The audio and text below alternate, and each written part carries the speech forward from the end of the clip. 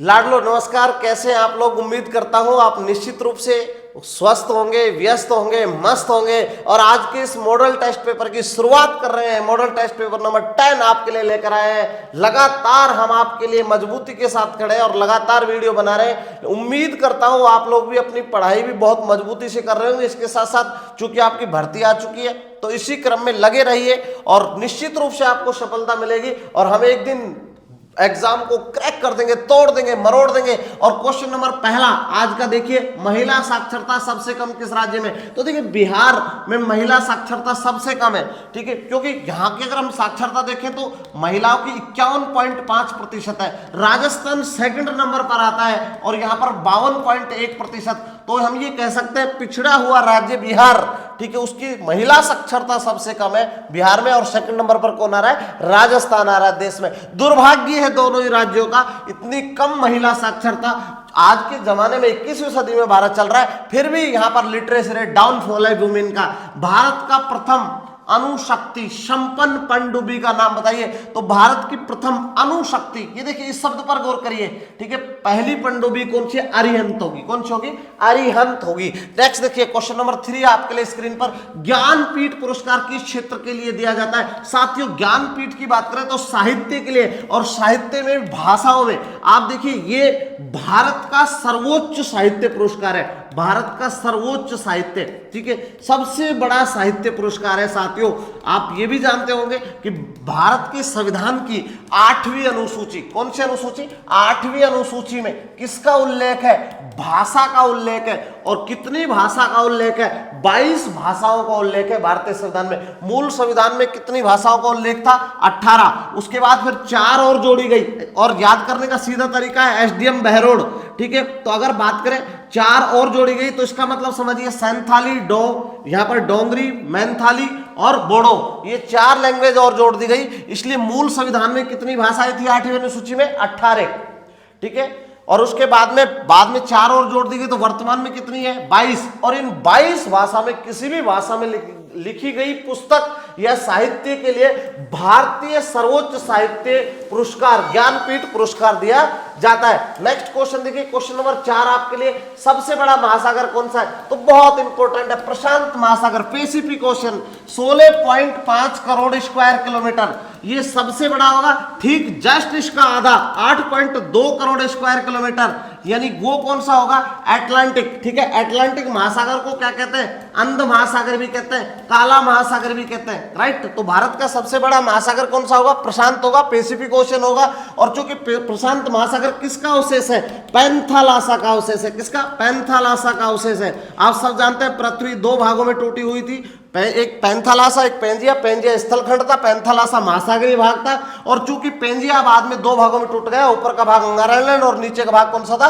Gondwana island. तो basically आप यहां पर देख सकते हैं सबसे बड़ा महासागर कौन सा है? प्रशांत महासागर है, राइट। सेकंड नंबर पर कौन आता है? अटलांटिक आता है। थर्ड नंबर पर हिंद आता है। और सबसे छोटा कह सकता है आर्कटिक आता है, राइट। सबसे उथला भी कौन है? आर्कटिक है। लेकिन सबसे गहरा भी कौन सा है? प्रशांत है। सबसे गहरा, सबसे बड़ा प्रशांत। लेकिन सेकंड नंबर पर गहरे की बात करें तो हिंद महासागर होगा, अटलांटिक नहीं होगा। अटलांटिक तीसरा सबसे गहरा महासागर है। नेक्स्ट क्वेश्चन देखिए, क्वेश्चन नंबर 5। भारतीय संविधान के किस अनुच्छेद के अंतर्गत किसी राज्य में राष्ट्रपति शासन लागू किया जा सकता है? तो देखिए राष्ट्रपति शासन आपने ये पढ़ा होगा 352, 356 और 360, ठीक है। फाइनेंस में ये आपने कई बार देखा होगा। यहां पर देखिए क्योंकि उसने राष्ट्रपति शासन की बात की है तो किसी भी राज्य में, क्योंकि ये 352 तो राष्ट्रीय आपात स्थिति में लागू होता है, लेकिन राज्य की बात करें तो 356 के तहत किसी भी राज्य में संवैधानिक स्थिति विफल होने के कारण क्या किया जा सकता है? राष्ट्रपति शासन लगाया जा सकता है। इसके लिए बेसिकली जो राज्यपाल होता है वो रिपोर्ट फॉलो करता है राष्ट्रपति को, और वहां की सिचुएशन देखकर 356 के तहत राज्य में क्या लग जाता है? राष्ट्रपति शासन लग जाता है, ठीक है। यहां पर देखिए पंचायत अधिनियम में सरपंच के लिए न्यूनतम आयु, अरे सरपंच के लिए कितनी होनी चाहिए? 21 वर्ष होनी चाहिए। तो पंच के लिए भी कितनी होगी? 21 वर्ष है। सिंपली बात समझिए, आप सब जानते हैं 11वीं और 12वीं अनुसूची। 11वीं अनुसूची किससे संबंधित है? पंचायत राज से, ठीक है। और 12वीं नगरीय निकाय से, राइट। 10वीं अनुसूची दल बदल से। अब यहां पर देखेंगे जब 11वीं अनुसूची की बात करें, क्योंकि पंचायत राज से संबंधित है, तो जितना भी भारत में आप सब जानते हैं नागौर से पहली बार क्या लागू हुई? पंचायत राज व्यवस्था हुई। बलवंत राय मेहता कमेटी की सिफारिश 3 स्तरीय व्यवस्था लागू की गई है। उसमें पंच और सरपंच के लिए न्यूनतम आयु कितनी होनी चाहिए? 21 वर्ष। सर समझ रहे होंगे सर, एमएलए के लिए कितनी चाहिए? 25 वर्ष। तो एमपी के लिए भी कितनी चाहिए? 25 वर्ष। आप सिंपली याद रखिए, यहां पर एमपी और एमएलए के लिए 25 वर्ष है, पंच और सरपंच के लिए कितनी है? 21 वर्ष है। अब आप सोच रहे होंगे सर राज्यसभा के लिए, तो राज्यसभा के लिए कितनी होनी चाहिए? 30 होनी चाहिए। सर राष्ट्रपति के लिए कितनी होनी चाहिए? 35 होनी चाहिए। ठीक है, तो ये बेसिकली आपको ज्ञात होना चाहिए। नेक्स्ट देखिए क्वेश्चन नंबर 7, सिंधु घाटी सभ्यता बंदरगाह था। आप सब जानते हैं इंडस, यहां पर देखिए इंडस सिविलाइजेशन, क्योंकि सिंधु नदी को क्या कहते थे? इंडस। ठीक है, यूनानी, इसलिए सिंधु घाटी सभ्यता जो विकसित हुई, ठीक है, इसका मोस्टली केंद्र वर्तमान में कहां पर है? पाकिस्तान में। और इसमें ये पूछा है कि बंदरगाह, बंदरगाह का मतलब तो जानते होंगे आप लोग, ठीक है, पोर्ट की बात कर रहे हैं तो लोथल, लोथल में क्या मिले? बंदरगाह के अवशेष मिले। ठीक है, नेक्स्ट देखिए यहां पर क्वेश्चन नंबर 8, मिजोरम की राजधानी, तो मिजोरम की कौन सी है? आइजोल। ठीक है, गंगटोक किसकी है? सर सिक्किम की है। किसकी है? सिक्किम की। इम्फाल किसकी है? मणिपुर की है। ठीक है, मणिपुर की कौन सी है? इम्फाल है। और सिक्किम की कौन सी है? गंगटोक है। तो कोहिमा किसकी है? जल्दी से बताइए किसकी होगी? कोहिमा नागालैंड की होगी। ठीक है, तो यहां पर आइजोल किसके? मिजोरम। नेक्स्ट क्वेश्चन नंबर देखिएगा, क्वेश्चन नंबर नेक्स्ट आपके लिए स्क्रीन पर 9 नंबर, विश्वनाथ आनंद किस खेल से संबंधित है? वर्तमान में चर्चाओं में नहीं है लेकिन बड़ा नाम, शतरंज में। ठीक है, शतरंज के खेल में विश्वनाथ आनंद का भारत को कई बार बड़े बड़े पुरस्कार इन्होंने दिलाए। नेक्स्ट क्वेश्चन देखिए, क्वेश्चन नंबर 10, ऑस्कर पुरस्कार किस क्षेत्र में दिया जाता है? तो ऑस्कर देखिए 2-3 चीजें समझिए, यहां पर देवानंद का नाम सुना होगा, और ऑस्कर इंटरनेशनल फिल्म पुरस्कार है, तो किसके लिए दिया जाता है? फिल्म इंडस्ट्री के लिए दिया जाता है। नेक्स्ट क्वेश्चन देखिए, क्वेश्चन नंबर 11, पानीपत का तीसरा युद्ध कब लड़ा गया? तो यहां पर 1761 में पानीपत का क्या लड़ा गया? तीसरा युद्ध लड़ा गया। तो पहला कब लड़ा गया? 1526 के अंदर लड़ा गया। और सेकंड कब लड़ा गया? 1556। ठीक है, 1556 में सेकंड हुआ। फर्स्ट कब हुआ? 1526 में हुआ। ठीक है, इब्राहिम, पहला किस किस के बीच में हुआ था? बाबर और इब्राहिम लोदी, नाम तो सुना होगा, इब्राहिम लोदी। ठीक है, हालांकि बाबर भारी पड़ गया पहले उस पर। और तीसरा कब हुआ? 1761 के अंदर। नेक्स्ट देखिए, भारतीय इतिहास में पानीपत का युद्ध बड़ा अपनी महत्वपूर्ण भूमिका रखता है। पाकिस्तान दिवस कब मनाया जाता है? तो सिंपली पाकिस्तान दिवस कब मनाया जाता है? 23 मार्च को। देखिए पाकिस्तान शब्द किसने दिया? तो रहमत अली ने दिया पाकिस्तान शब्द। ठीक है, बाद में पाकिस्तान की उत्पत्ति हुई, पाक है जिसका ईमान, यानी उसे ही क्या कहते हैं? पाकिस्तान। ठीक है, लेकिन ईमान उमान साफ नहीं है भाई। नेक्स्ट क्वेश्चन देखिए, क्वेश्चन नंबर 13, महाभारत किसने लिखी? तो वेद व्यास ने क्या लिखी? महाभारत लिखी। आप रामायण की भी सोच रहे होंगे, रामायण किसने लिख दी है? रामायण तो किसने लिख दी? वाल्मीकि ने, लेकिन महाभारत किसने लिखी है? वेद व्यास ने। नेक्स्ट क्वेश्चन देखिएगा, क्वेश्चन आपके लिए 14 नंबर, गिरिवन किस राज्य में? तो गिरवन कहां पर है? गुजरात में। ठीक है, नेक्स्ट देखिए 15 नंबर, ललित कला अकादमी कहां स्थित है? ललित कला अकादमी कहां पर है? दिल्ली में। तो आज का ये सेशन जीके का पूर्ण होता है। आगे का कार्यक्रम नेक्स्ट सर लेकर आ रहे। मैं लेता हूं विदा। जय हिंद, जय भारत। हेलो एवरीवन, मैं Lakhan Chaudhary SK defence academy के यूट्यूब चैनल पर आपका हार्दिक स्वागत करता हूं। जैसे कि अपनी जो सीरीज चल रही है वो अपन ने पेपर सेट 9 सॉल्व कर लिए हैं।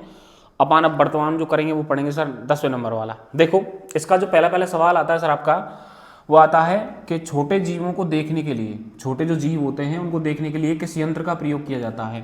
तो देखो भैया इसमें लिखा हुआ है आपका टेलीफोन। टेलीफोन जो होता है ना, ये होता है दूर संचार।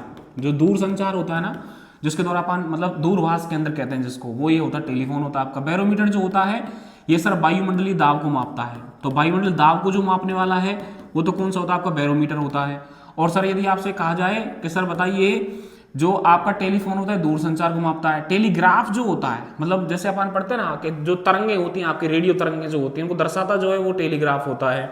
और सर इसमें लिखा हो माइक्रोस्कोप। और देखो माइक्रोस्कोप जो होता है ना आपका, इसको अपन बोलते हैं सर अपन लोग सूक्ष्मदर्शी, इसको सूक्ष्मदर्शी कहा जाता है।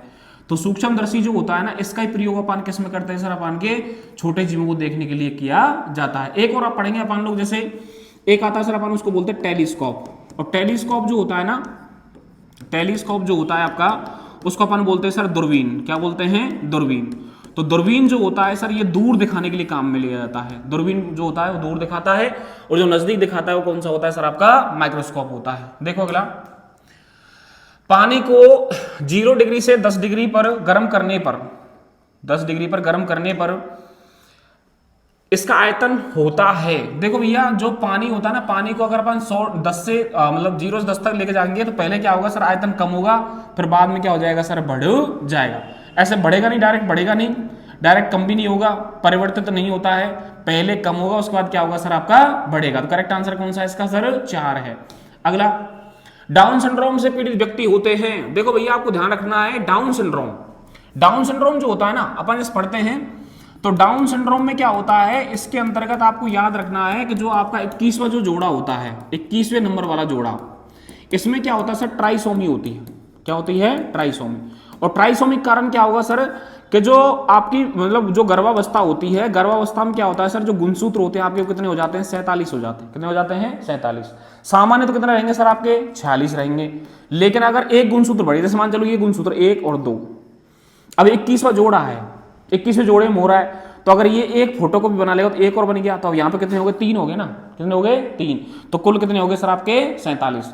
तो गुणसूत्र इसमें कितने रहेंगे सर आपके, 47 रहेंगे। इसमें क्या होता है कि जो बच्चा होता है उसका सर चपटा आता है, चेहरा छोटा आता है, आंखें दबी हुई आती हैं, उसको मंगोलियन मूर्ख कहते हैं, तो इसको मंगोलियन सिंड्रोम भी कहा जाता है। तो मंगोलियन सिंड्रोम इसको कहा जाता है। अगला, विद्युत धारा से हम मुख्य रूप से क्या प्राप्त करते हैं। देखो भैया, ऊष्मा, ऊष्मा भी प्राप्त कर सकते हैं, हीटर वगैरह चलते हैं आपके। यांत्रिक कार्य, यांत्रिक कार्य का मतलब होता है सर जैसे पंखा, कूलर, फ्रिज, ये सब कुछ चलते हैं, वो यांत्रिक कार्य भी आते हैं। और प्रकाश, अपन प्रकाश भी इससे प्राप्त करते हैं। तो इसका करेक्ट आंसर कौन सा है सर आपका, ये सभी। अगला, निम्न में से विद्युत का सुचालक कौन सा होता है। देखो भैया आपको ध्यान रखना है कि देखो कांच जो होता है ना, शीशा जो होता है, शीशा जो होता है आपका, शीशा जो है इसको अपन बोलते हैं सर अपन लोग लेड। ये कैसा होता है सर, कुचालक होता है। कुचालक का मतलब क्या होता है कि इसमें लाइट नहीं आती। शुष्क वायु जो होता है ये भी कुचालक होता है। पारा जो होता है इसको अपन बोलते हैं मरकरी, इसको मरकरी कहा जाता है। उसका प्रतीक चिन्ह होता है सर Hg। ये भी कैसा होता है सर, कुचालक होता है। तो करेक्ट आंसर कौन सा है सर आपका, चीनी मिट्टी। तो चीनी मिट्टी जो होता है वो सर इसका क्या होगा सर, सुचालक होगा ऑप्शन के अकॉर्डिंग। लेकिन यदि ऐसा बोले आपसे कि सर बताइए कि सबसे अच्छा चालक कौन सा होता है, चांदी होती है। कौन सी होती है, चांदी। चाहे वो आपसे बोले लिख कर देते विद्युत की होती है या ऐसे लिख कर देते सर ऊष्मा की होती है, तो विद्युत या ऊष्मा की जो होती है कौन सी होती है सर आपकी, चांदी होती है। उसका प्रतीक चिन्ह होता है सर आपका Ag। कौन सा होता है, Ag। अगला, अगला था लीवर यकृत का मुख्य कार्य कौन सा होता है। देखो भैया लीवर के बारे में अभी मैंने आपको पढ़ाया था पिछले पेपर सेट में कि सर लीवर जो होता है सबसे बड़ी ग्रंथि होती है। अब यदि आपसे कहा जाए सर कि रक्तदाब का नियंत्रण करना, तो ये बिल्कुल गलत है। इसको बोलते हैं बीपी। क्या बोलते हैं, बीपी, ब्लड प्रेशर। तो इसको कंट्रोल नहीं करता है। आपका अगर ऐसे बोले सर कि बताइए रक्त साफ करना, तो रक्त साफ करने का जो काम करता है वो करता है गुर्दा, और गुर्दे को अपन क्या बोलते हैं सर, वृक्क बोलते हैं। क्या बोलते हैं, वृक्क। और यदि आपसे कहे सर श्वास नियंत्रण करना, तो श्वास नियंत्रण जो करते हैं वो फेफड़े करते हैं, इनको अपन बोलते हैं लंग्स, इनको लंग्स कहा जाता है। तो आपको याद रखना है सर कि जो आपका लीवर होता है ना, पाचन क्रिया में भाग लेता है। एक रस बनाता है जिसको अपन बोलते हैं पित्तरस, पित्तरस बनाता है जो पाचन में क्या लेता है सर, भाग लेता है। ठीक है जी। अगला, रेडियो एक्टिवता का मात्रक क्या होता है। देखो भैया किलो जूल। तो देखो किलो जूल जो लिखा हुआ है ना यहाँ पर, ये किलो जूल जो होता है सर कार्य का होता है, और किसका होता है सर, ऊष्मा का होता है, और किसका होता है सर, ऊर्जा का होता है। अगला लिखा हुआ है सर आपका पॉइज। पॉइज जो होता है ना ये सर श्यानता का मात्रक होता है। श्यानता जो होती है ना, सघनता और बलता, विस्कोसिटी बोलते हैं इसको। अगला लिखा हुआ है सर आपका क्यूरी। तो देखो क्यूरी जो होता है ना वो रेडियो एक्टिवता का क्या होता है सर, मात्रक होता है। तो कार्य का, ऊष्मा का, ऊर्जा का, इन सब का तो कौन है, किलोजूल। सर पॉइज जो होता है किसका होता है, श्यानता का होता है। इसको विस्कोसिटी कहा जाता है। ठीक है जी। अगला सुनो आप लोग। अगला आता है सर पादप कार्य, पादप प्रकाश संश्लेषण में बनने वाला पदार्थ कौन सा है।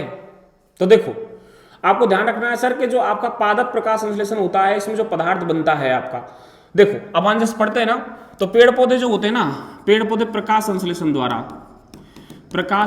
द्वारा अपना खाना स्वयं बनाते हैं। तो पेड़ पौधे कैसे होते हैं सर, स्वयंपोषी होते हैं। कैसे होते हैं भैया, स्वयंपोषी, अपना खाना स्वयं बनाते हैं। अब देखो इसमें प्रोटीन का निर्माण करते हैं, बिल्कुल नहीं करते। वसा का करते हैं, बिल्कुल नहीं करते। कार्बोहाइड्रेट का करते हैं, हाँ सर। इसमें एक अणु बनता है इसको बोलते हैं C6H12O6, और इसको कहा जाता है ग्लूकोज। तो ग्लूकोज जो होता है ना सर एक शर्करा होती है। क्या होती है, शर्करा। और शर्करा को अपन क्या बोलते हैं, कार्बोहाइड्रेट। जल का निर्माण नहीं करते हैं, आपको ध्यान रखना है सर। किसका निर्माण करते हैं, ऑक्सीजन का निर्माण करते हैं। तो ग्लूकोज बनता है और साथ साथ क्या बनता है सर आपका, ऑक्सीजन बनता है।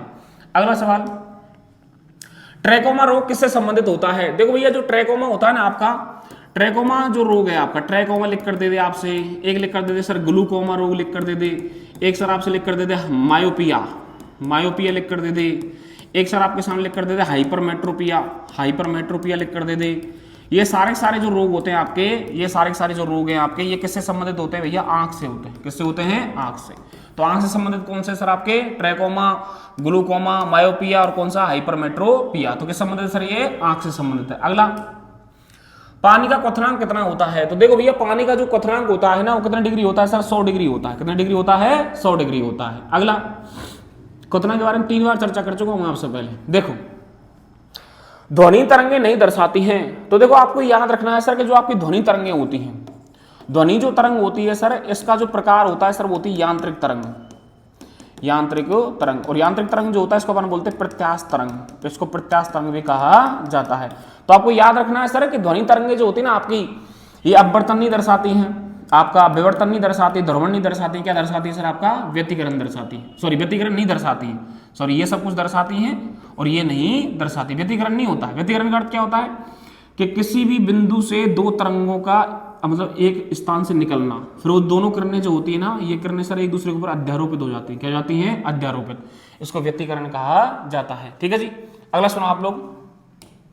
अगला आता है कोश का भित्ति खनिज घटक होता है। तो देखो मैंने आपको पढ़ाया होगा कि सर कोशिका जो होती है, कोशिका का जो बाहर वाला आवरण होता है इस प्रकार से, इसको अपन बोलते हैं कोशिका झिल्ली। इसको कोशिका झिल्ली कहा जाता है। और कोशिका जो झिल्ली होती है इसको अपन बोलते हैं सर सेल मेम्ब्रेन, इसको सेल मेम्ब्रेन कहते हैं। और ये किसका बना होता है सर? बसा हुए प्रोटीन का बना हुआ होता है। तो ये बसा हुए प्रोटीन का बना हुआ होता है। और आपको ध्यान रखना है सर कि कोश का भित्ति जो होता है, कोश का जो भित्ति आपकी, वो इसके ऊपर पाई जाती है इस प्रकार से। और ये पादपों में मिलती है। किस मिलती है? पादपों में, सॉरी, ये पादपों के अंतर्गत मिलती है। आपको याद रखना है सर। और जो कोशिका भित्ति होती है सर किसकी बनी होती है? सेल्यूलोज की। यह सेल्यूलोज की बनी हुई होती है। ठीक है जी। तो इसका करेक्ट आंसर कौन सा आएगा सर आपका? इसमें क्या पूछ रहा है वो? लोहा बिल्कुल नहीं होता, जस्ता नहीं होता, कैल्शियम नहीं होता, पोटेशियम नहीं होता, नहीं। इसमें आएगा सर आपका सेल्यूलोज। यहाँ पर एक ऐड कर लेना इस प्रकार से, सेल्यूलोज। किसका बना होता है सर? सेल्यूलोज का। ठीक है जी। अगला सुनो आप लोग। सोने का लैटिन नाम क्या होता है? देखो, फेरम बराबर क्या लिखा हुआ है सर? Fe। अगला, कैलियम, कैलियम जो होता है वो होता है Ca। ओरम बराबर क्या होता है? Au। क्या होता है? Au। और अर्जेंटेनम होता है Ar। क्या होता है? Ar। देखो आप लोग ध्यान से कि यहाँ पर लिखा हुआ Fe, Fe को अपन बोलते हैं आयरन, लोहा बोलते हैं इसको। कैल्शियम का होता है Ca, इसको कैल्शियम कहा जाता है, इसको कैल्शियम बोलते हैं। Au जो होता है सर, इसका अर्थ क्या होता है सर? सोना होता है। कौन सा होता है? सोना। तो इसका करेक्ट आंसर कौन सा होता है सर? ओरम होता है। अगला, कौन सा विटामिन गर्म होने पर नष्ट हो जाता है? देखो भैया, अपन पढ़ेंगे सर कि विटामिन सी। और विटामिन सी जो होता है, आपको ध्यान रखना है भैया कि सर ये गर्म होने पर क्या हो जाता है सर? आपका नष्ट हो जाता है। क्या हो जाता है? नष्ट। कैसे? जैसे मैं बात करूं आपसे, तो आपको याद रखना है सर इसका स्रोत जो आता है ना आपका, वो आता है सर आपका आंवला। कौन सा आता है? आंवला। और दूसरा कौन सा आता है सर? आपका कच्चा आंवला। कच्चा आंवला। एक तो आंवला आएगा और दूसरा कौन सा आएगा सर? आपका कच्चा आंवला आएगा। ध्यान रखना आप लोग कि जो आपका विटामिन सी जो होता है ना, जैसे आंवला लिया अपन ने और आंवले को अपन ने गर्म कर दिया। क्या कर दिया? गर्म। और यदि ये गर्म कर दिया तो होगा क्या कि सर जो आंवला है ना उसका खट्टापन कम हो जाएगा। और अगर खट्टापन कम हो रहा है तो इसका मतलब क्या है सर? कि विटामिन सी की मात्रा क्या हो रही है सर? कम हो रही है। क्या हो रही है? कम। तो आप लोग ध्यान रखना सर, गर्म होने पर जो नष्ट हो जाती है कौन सी? Vitamin C. तो ये विटामिन सी जो होती है गर्म होने पर नष्ट हो जाती है। और मैंने आपको पढ़ाया होगा कि विटामिन सी जो होता है, इसकी कमी से जो रोग होता है उसको अपन बोलते हैं सर स्कर्वी। क्या बोलते हैं? स्कर्वी। और स्कर्वी का अर्थ क्या होता है सर? मसूड़ों से रक्त स्राव। मसूड़ों से यदि रक्त बाहर आ रहा है तो वहां कौन सा रोग होता है सर? आपका स्कर्वी रोग होता है। अगला, दाद का कारण क्या होता है? देखो मैंने पहले ही बताया आपको कई बार कि दाद, एक शब्द आएगा दाद, खाज, एक आएगा सर आपका खुजली, एक आएगा सर आपका दमा। दमा हालांकि दोनों में हो सकता है, महिला और पुरुष दोनों में। दमा, खाज, खुजली, दमा, ये सारे जो रोग होते हैं ना, लड़कों में होते हैं। किसमें होते हैं? लड़कों में। अब लड़कों में जो रोग होते हैं कवक के द्वारा होते हैं। किसके द्वारा होते हैं? कवक के द्वारा। तो जो दाद का कारण होता है वो क्या होता है सर? फफूंदी होती है। फफूंदी को अपन क्या बोलते हैं सर? कवक बोलते हैं। क्या बोलते हैं? कवक। और इसको अपन क्या बोलते हैं सर? फंगस बोलते हैं। क्या बोलते हैं? फंगस। माइंड सेट कर लो डायरेक्ट। दाद, खाज, खुजली, ये सारे जो रोग होते हैं लड़कों में होते हैं। और किसके द्वारा होते हैं सर? कवक के द्वारा होते हैं। तो यहाँ पर अपना पेपर सेट 10 कंप्लीट होता है। और कोई दिक्कत है तो उसकी कमेंट छोड़ें आप लोग। थैंक्स, धन्यवाद। जय हिंद लाडलो। पेपर सेट 10 का मैथ का क्वेश्चन है 31। इसमें दिया गया है आपको 1.2 सॉरी 1/2 और 1/3 का मान पूछ रहा है। ये है प्लस का चिन्ह, तो मतलब योग आएगा 1/3, 1/2 और 1/3। एलसीएम जो नीचे वाली संख्या है इनका क्या लेना पड़ेगा, एलसीएम। 2 और 3 का आएगा 6, 2 का भाग दिया 3, ऊपर 1 ही है, 3 का भाग दिया 2, 3 और 2 5, 5/6। तो इसका मान 1/2 प्लस 1/3 का मान आ जाएगा 5/6। अगला प्रश्न,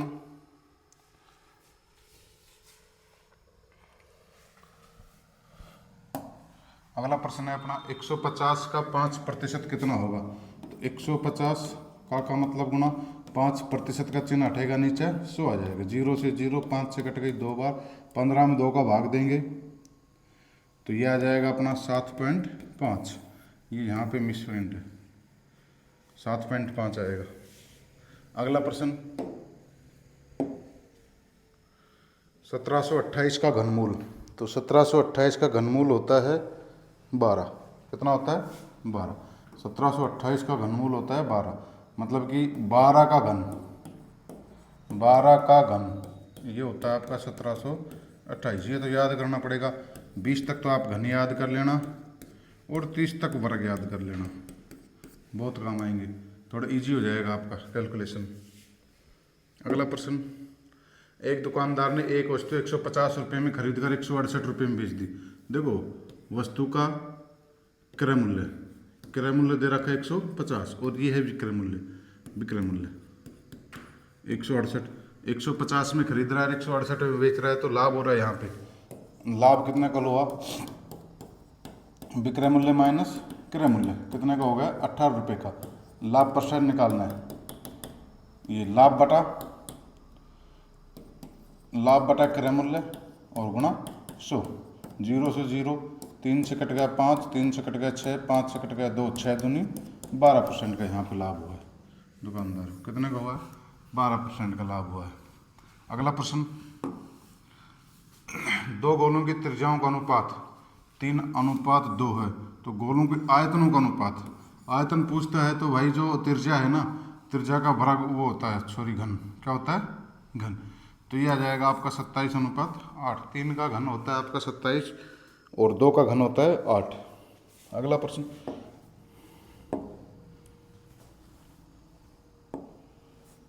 यदि 10 आदमी एक काम को 30 दिन में पूरा कर लेते हैं, कितने दिन में, 10 आदमी काम को 30 दिन में पूरा करते हैं, तो बताओ 15 आदमी उस काम को कितने दिन में पूरा करेंगे। कुल वर्क आएगा 10 गुना 30 करेंगे, टोटल वर्क आ जाएगा। अब टोटल वर्क में 15 आदमियों से करवाना है ये काम, तो 15 का भाग दे देंगे।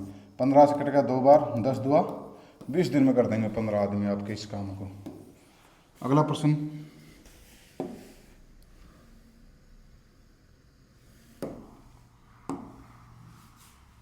अगला प्रश्न है आपका 5% साधारण ब्याज की दर से कितने समय में 150 रुपये का मिश्रधन 600 रुपये हो जाएगा। देखो ये आपका जो है, ये है आपका मूलधन और ये है क्या, मिश्रधन। और मूलधन और मिश्रधन का अंतर आता है ब्याज। यहाँ पे ब्याज आ गया आपका कितना, 100 रुपये। और समय का सूत्र, समय निकालना होता है 100 गुणा ब्याज, क्या 100 गुणा ब्याज, मूलधन गुणा दर। तो 100 ब्याज कितना है आपका 100, मूलधन कितना है 500 और दर कितनी है 5%। 0 से 0 कट गई, 5 से कट गई ये 20 बार, 5 से कट गया ये 4 बार, यह आपका आ गया 4 वर्ष। समय कितना आ गया 4 वर्ष। अगला प्रश्न है, यदि 5 संख्याओं का औसत दे रखा है कितना 20, 5 का औसत 20 है तथा 4 संख्याओं का औसत कितना है 12।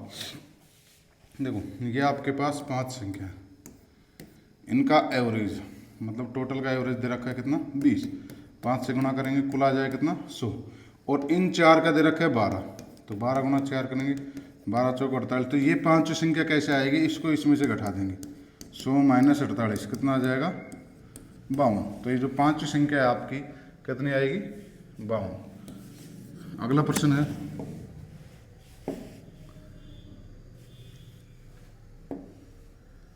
20% को भिन्न में बदलो। ये 20% है, इसको भिन्न में बदलना है। देखो 20 है, प्रतिशत का चिन्ह हटते ही नीचे लग जाएगा 100।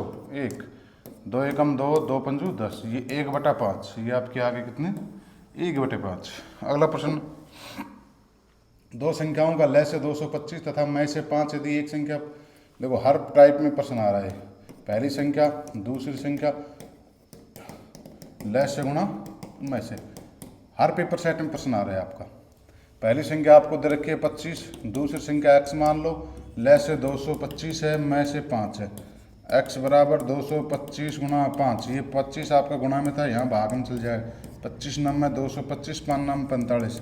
दूसरी संख्या कितनी आ गई आपकी 45। हर उसमें प्रश्न आ रहा है लगभग आपका।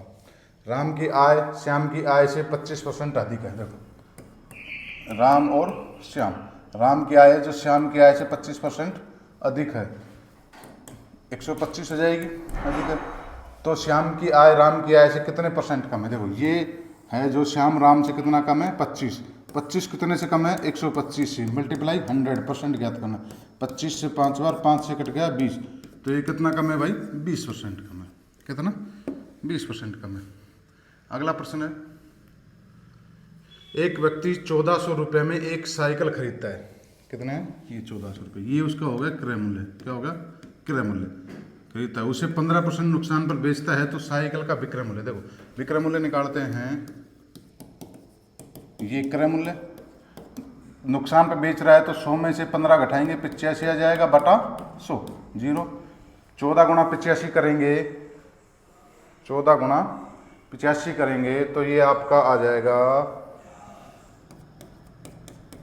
कर लो इसका, 14 पंजू 70, 8 चौका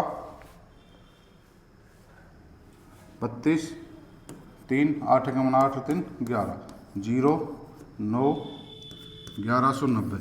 तो 15% नुकसान पे कितने में बिकेगी साइकिल 1190 में। अगला प्रश्न है 36 अनुपात 121 का वर्गमूल अनुपात। देखो 6 हो जाएगा और इसका हो जाएगा कितना 11, ये आपका आ जाएगा 6:11। अगला प्रश्न है, सुरेश की आयु किरण की आयु की दोगुनी है। सुरेश और किरण, किरण की 1 हो जाएगी तो सुरेश की कितनी हो जाएगी 2।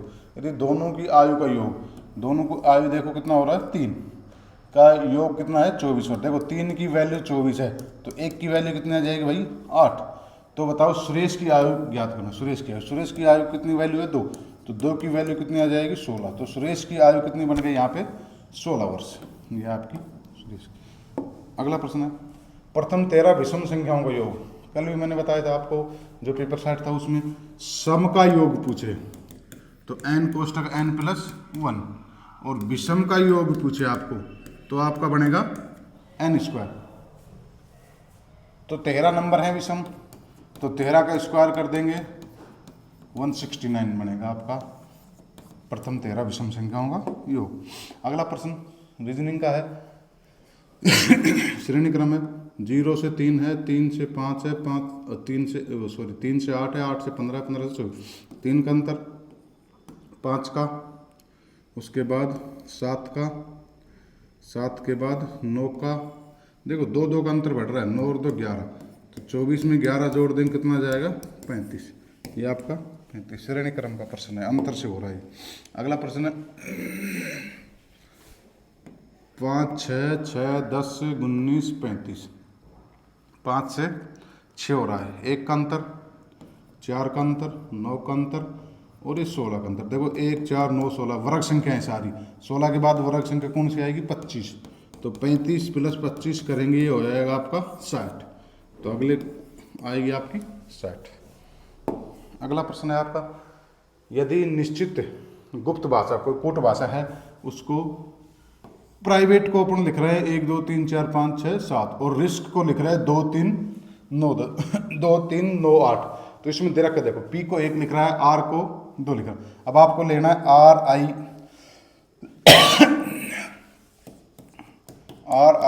RIVETS। देखो R को कितना बोल रहे हो 1, I को 3 और V को बोल रहा है 4, E को 7 लिख रहा है। उसके बाद टी को 6 लिख रहा है, उसके बाद एस को लिख रहा है 9। ये 13 47 69 और 2 पे, सॉरी और 2 पे 23 47 69। अगला प्रश्न, जो संबंध ईंट का गेहूं से, जो संबंध रोटी का गेहूं, रोटी किससे, गेहूं, तो देखो गेहूं से रोटी बनती है, वही संबंध ईंट किससे बनेगी भाई, मिट्टी से। अगला प्रश्न है MNOP, देखो M है, N है, O है, P है, पहले 2 शब्द क्या कर रहा है, उल्टा, तो देखो Q P, अगला S और R, क्यों P S और R, ये हो जाएगा। तो लाड दो, पेपर सेट 10 आपका कंप्लीट हो चुका है। अब भी जल्द ही आपको पूरे 50 पेपर सेट करवा दिए जाएंगे और मैथ की, जीके की, साइंस की डिस्क्रिप्टिव भी क्लास आपको दी जाएगी। ज़्यादा से ज़्यादा आप सब्सक्राइब करवाएं वीडियो को, हमारी भी सहायता करें, हम आपकी निःशुल्क सहायता कर रहे हैं। जय हिंद, जय भारत।